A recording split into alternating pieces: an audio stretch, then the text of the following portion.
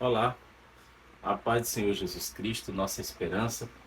Estamos aqui mais uma vez para gravar esta videoaula da Escola Bíblica Dominical, falando assim da palavra de Deus, dos ensinamentos de nosso Senhor e Salvador Jesus Cristo. Nós estamos aqui para lecionar a lição de número 13 aí, do livro de Ezequiel, a lição de número 13, a última lição do trimestre, onde nós tivemos 13 temas ou 13 temáticas a respeito de alguns capítulos do livro de Ezequiel. O tema desta lição, que é o último, o Senhor está ali. Vai ser lecionado aí no dia 25, no Natal, e nós estamos aqui, como sempre, trazer um resumo, um subsídio teológico desta lição.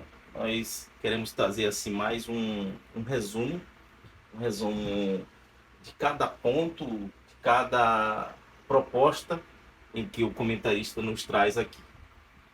A lição de número 13 ela está dividida em três partes, onde na primeira parte nós vamos falar sobre a cidade, na segunda parte nós vamos falar sobre os nomes das 12 tribos, e a terceira parte nós vamos falar o Senhor está ali.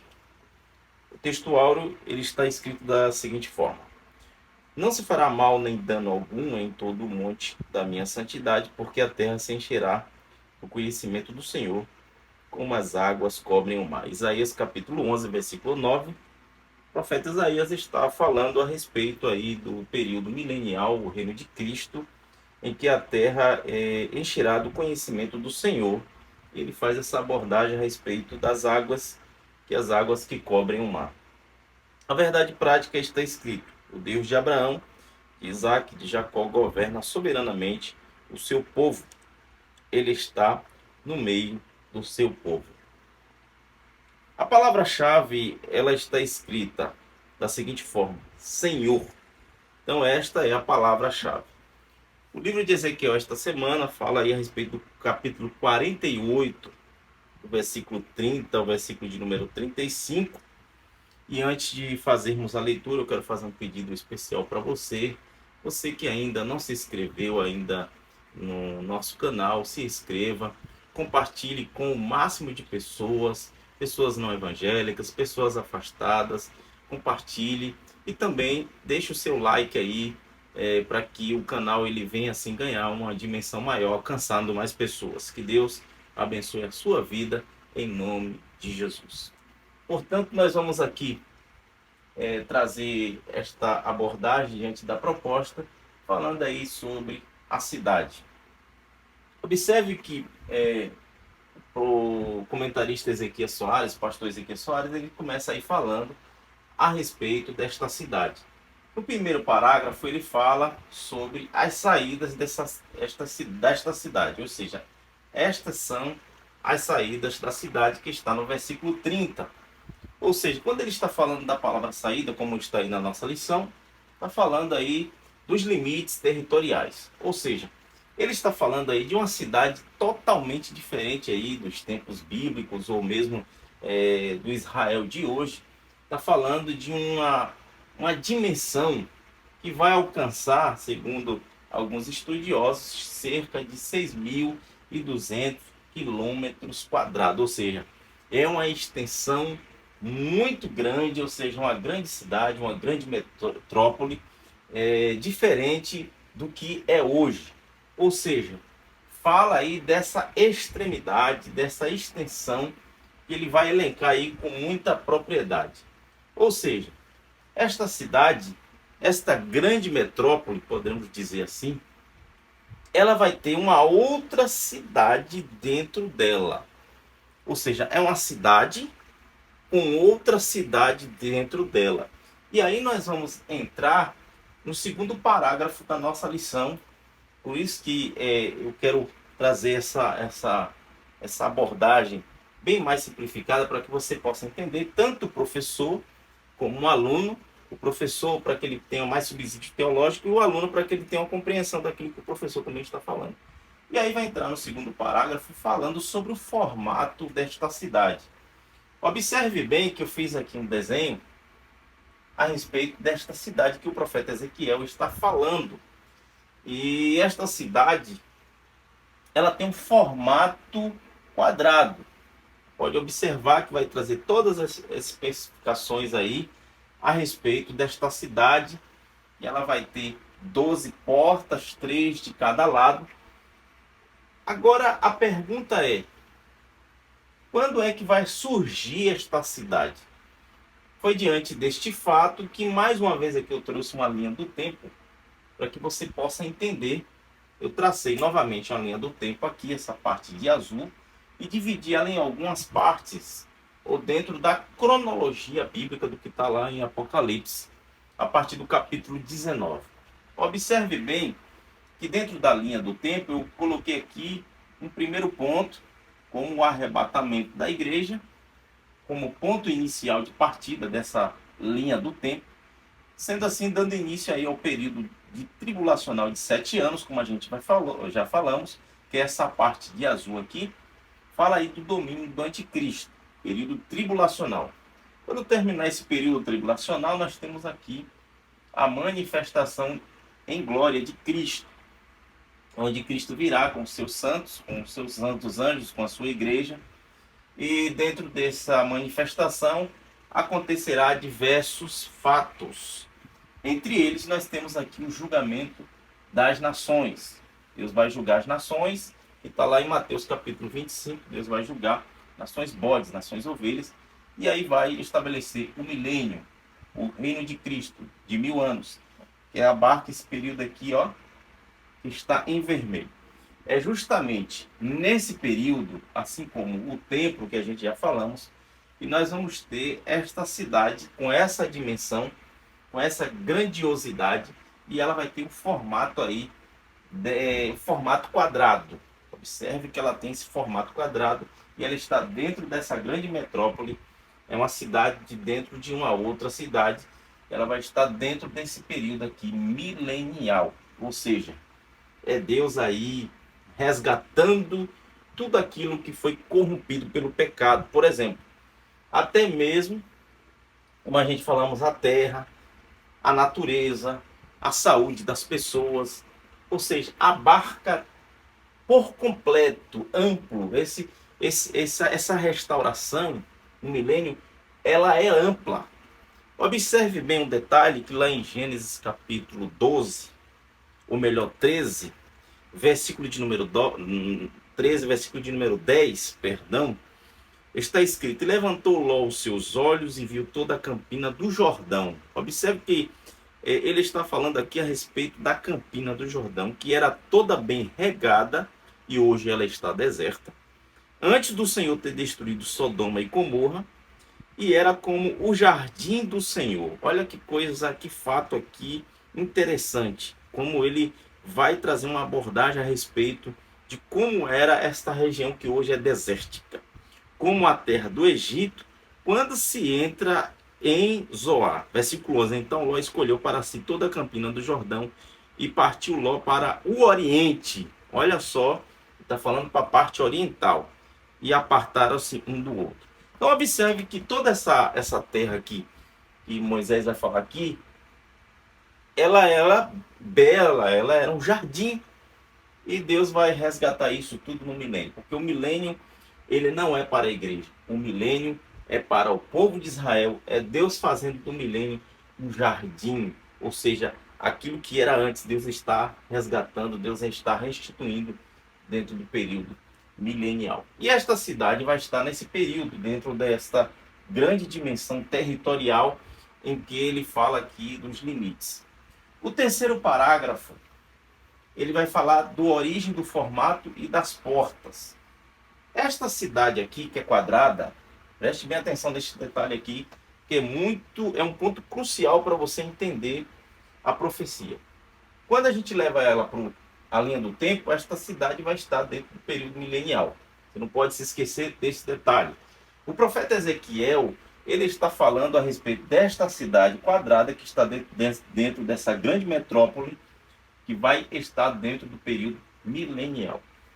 Até aqui tudo bem. Mas João também fala lá em Apocalipse, capítulo 21, versículo 12 e 13, de uma outra cidade. Ele vai falar que essa cidade tem 12 portas, 12 fundamentos. Só que João, agora que vem um fato importante e crucial da cronologia. Quando eu falei de 19 até o 22 de Apocalipse, a gente segue essa cronologia. Depois do milênio, passados 1000 anos, Satanás será solto, que é chamado de última revolta de Satanás. A gente sabemos que ele vai ser lançado no lago de fogo. E por fim vem o julgamento aí dos ímpios, o julgamento final, que é o trono branco dos ímpios. Após esse julgamento vai ser estabelecido o estado perfeito, eterno, ou seja, a eternidade. É justamente desse período que o profeta, ou seja, a eternidade, aquilo que a gente chama lá, depois, a eternidade depois do milênio, depois da revolta de Satanás, depois do tribunal do trono branco, perdão, que vai ser estabelecido aí a eternidade, ou seja, João está falando desse tempo aqui, o tempo da eternidade que João está falando. Reforçando esse conceito, Ezequiel está falando a respeito da cidade onde as pessoas naturais estão vivendo aqui na Terra. João está falando do tempo da eternidade, ou seja, o tempo que vem depois do milênio, que vai ser estabelecido depois do milênio. Segundo ponto da nossa lição, fala sobre os nomes das 12 tribos. Interessante, os nomes das 12 tribos. Primeiro parágrafo fala as 12 tribos de Israel. Observe que quando o comentarista está falando a respeito destas 12 tribos que vão ter 12 portas aí, que a gente vai falar já já, levando isso em uma visão mais ampla daquilo que é proposto, podemos entender que vai ter algumas divisões de terra, né, para as tribos. Cada tribo vai ter a sua terra, voltar à sua origem, porém agora com mais, isso vai ser mais amplo, a extensão, ou seja, a promessa de fato vai se cumprir, melhor dizendo.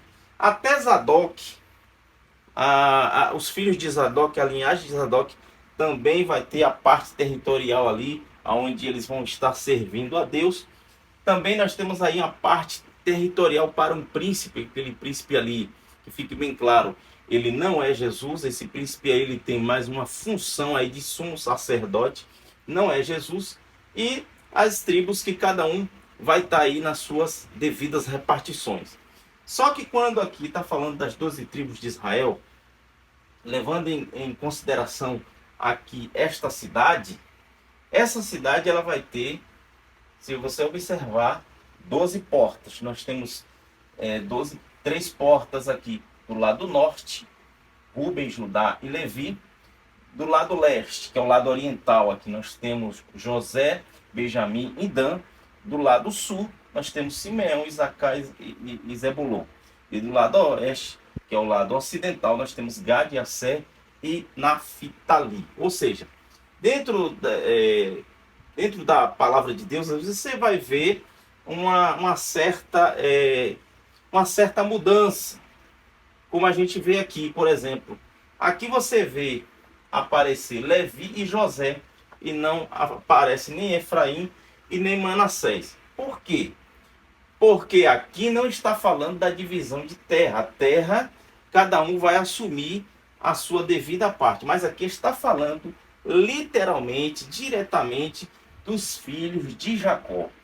Pois bem, aí nós temos aí o segundo parágrafo sobre o critério da ordem dos nomes. Esse critério eu não quero muito adentrar, porque existem especulações, mas possivelmente ele segue aí os critérios aí dos nomes das mães. Por exemplo, como a gente falou, de um lado nós temos Leia e Zilpa, e do outro lado nós temos Raquel e Bila. Então ele segue aí possivelmente os critérios das mães. Terceiro parágrafo do segundo ponto. O propósito dos nomes. Isso aqui é muito interessante. O propósito dos nomes. A gente observa bem que o chamamento ele veio em cima de Abraão. A promessa, né, de ser pai de nações, a promessa territorial, a promessa de ser pai de uma grande, gigantesca nação, que ia ser, Deus chama um homem, através desse homem Deus vai estabeleceu uma nação, que é Abraão. E Deus lhe faz uma promessa de um filho. Então, Abraão Deus lhe promete um filho. Diante das circunstâncias que a gente conhece, Deus vai cumprir a sua promessa, dando esse filho. Observe que de Isaac vamos ter dois filhos aí, Jacó e Esaú. E a promessa que foi feita a Abraão, que perpassa por Isaac, agora se concretiza em Jacó. Jacó, como a gente sabe, vai gerar 12 filhos, ou seja, todos os 12 filhos vão estar debaixo dessa promessa de Deus que foi feita lá a Abraão. Ou seja, veja como Deus ele trabalha de forma extraordinária. Levando aqui sobre propósito dos nomes, isso aqui é muito interessante. Propósito dos nomes, eu queria que, por gentileza, você localizasse na sua Bíblia, Gênesis capítulo 29, eu vou citar um exemplo, que os nomes, você pode usar isso até na escola bíblica dominical, ou até para pregar mesmo, isso aqui é muito, muito lindo. Os nomes dos filhos de Jacó, cada nome tem um significado. Eu quero pegar só 4 aqui, levando em consideração a mãe, né? Leia ou Lia, como você quiser chamar, Leia ou Lia, levando em consideração o nome dos filhos de Lia. Gênesis 29, 32 ao versículo de número 35, fala a respeito aí dos 4 filhos, e que ela vai conceber. E concebeu Lia e deu luz a um filho, e chamou seu nome Ruben. Primeiro filho de Lia é Ruben. Observe bem que ela tinha uma característica muito interessante. Olha que interessante isso aqui. O versículo 31 do mesmo capítulo diz: vendo, pois, o Senhor que Lia era desprezada. Ela era uma mulher desprezada pelo seu marido. E Deus vai abrir a sua madre e vai dar o primeiro filho, Ruben. Ruben significa visão.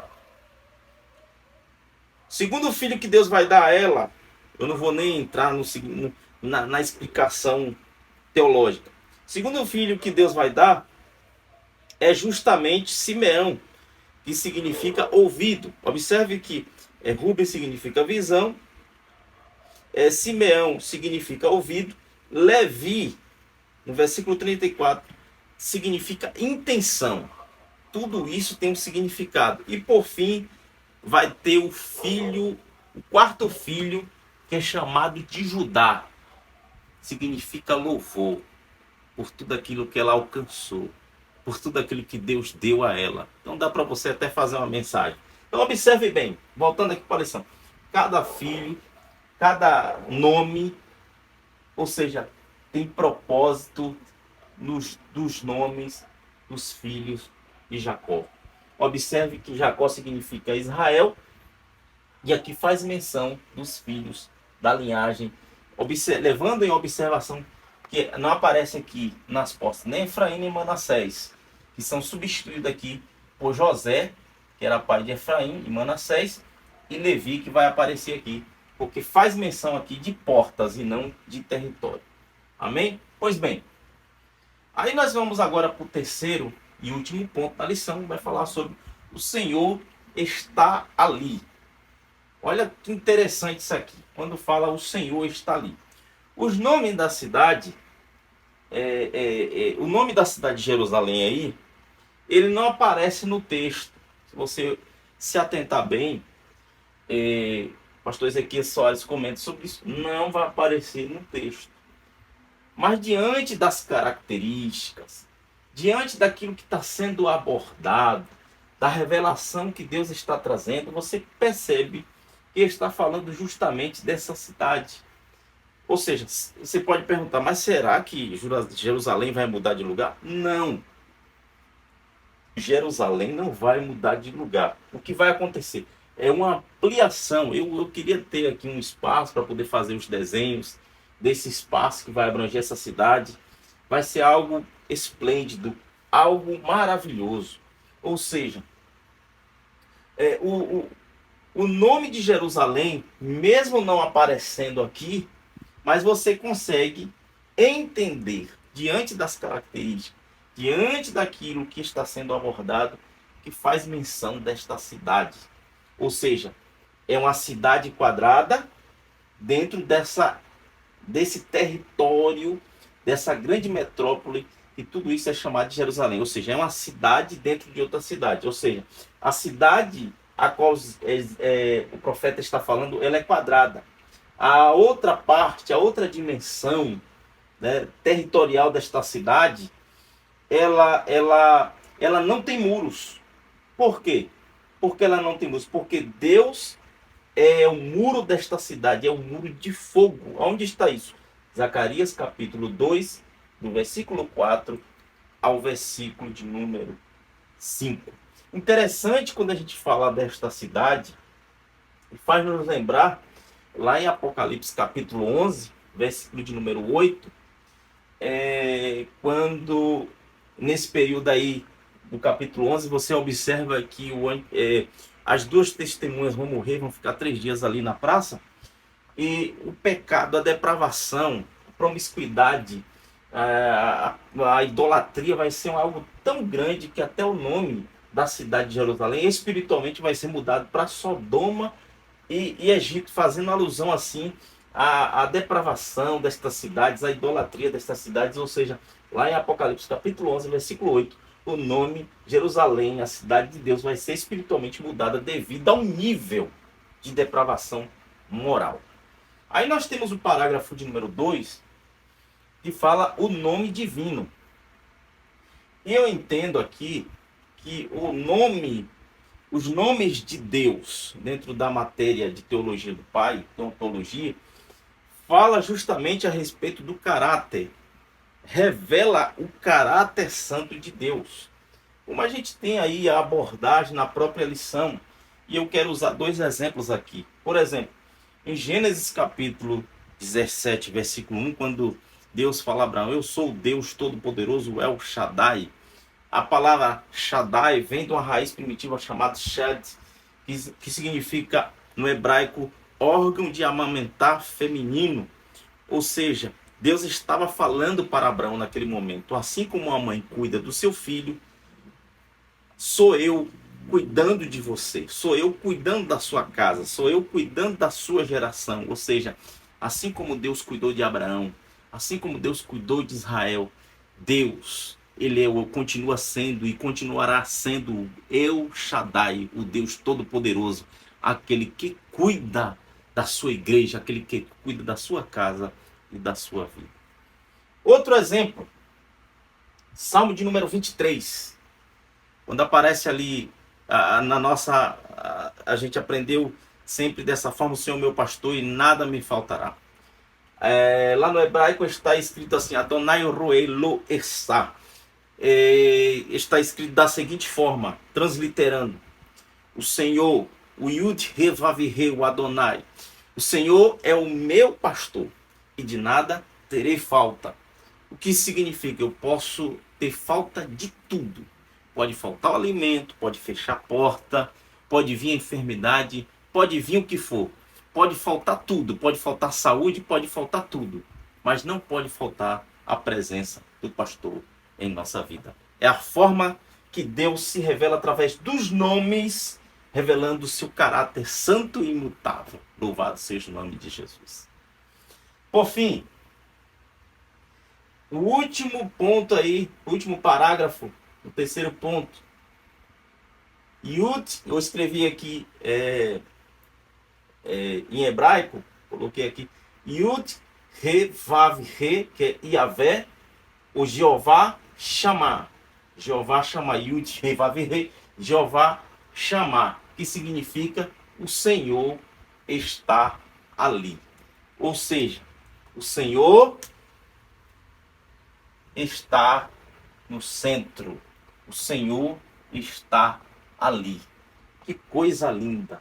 Não vai mais chamar Jerusalém pelas lembranças, pela história, por tudo aquilo que aconteceu diante da história desta cidade, porque agora é uma nova cidade, apontando para a Nova Jerusalém, aonde Deus ele vai estar no centro. Adonai chamar. Yud Revaviré chamar. O Senhor está ali. Que coisa maravilhosa. O livro de Ezequiel, aleluia, encerra aí, nos trazendo aqui uma reflexão da presença de Deus. Esta cidade, este lugar santo, puro, não vai ter mais pecado, não vai ter esse lugar que compreende essa região, vai ser um lugar onde Deus vai estar no meio do seu povo. E aí está representado por todas estas tribos aqui que estão ao redor, em memória. Em memória. Assim como vai estar lá na Nova Jerusalém Celestial, os 12 fundamentos, as 12 portas, aqui também vai estar em memória. Esta cidade aponta para a Nova Jerusalém Celestial. Então, concluindo aqui esta lindíssima lição. Com a queda de Israel veio a salvação para os gentios.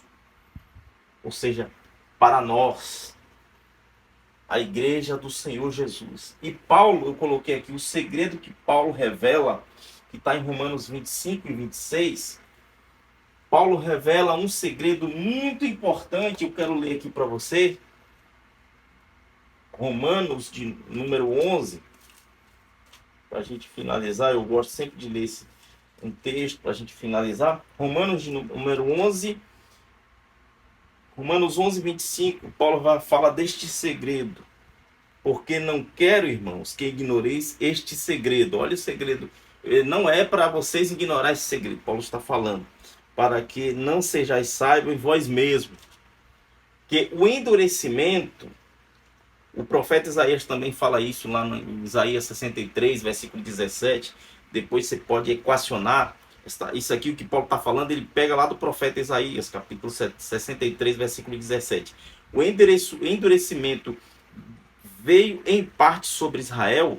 Esse endurecimento veio em parte, não veio de forma ampla, mas em partes. Veio que o povo rejeitou o Messias, né? Não deu ouvido à palavra de Deus, ou seja, a salvação, né? No caso, com a queda de Israel, Israel caiu em seus deleites, pecados. A gente percebe isso diante do templo, como é que estava o templo do Senhor. A salvação, ela veio por causa da queda de Israel.